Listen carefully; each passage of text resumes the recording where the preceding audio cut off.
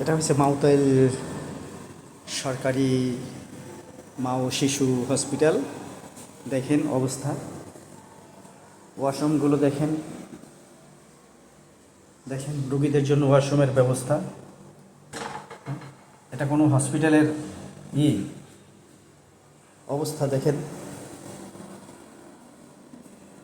দেখেন দরজা নাই, ভেঙে গেছে, দরজা জানলা কিছু নাই। এটা হসপিটালের অবস্থা, খুলে পড়ে যাচ্ছে দরজা। দেখেন এটা হসপিটালের অবস্থা যদি এরকম হয়, একটা সরকারি হসপিটালের অবস্থা যদি এমন হয়, এই দেশে বৈষম্য, এটা কি বৈষম্য দূর হয়েছে? এটা কোনো কথা? এটা যথাযথ কর্তৃপক্ষের কাছে বিনীত অনুরোধ এগুলো দেখার জন্য।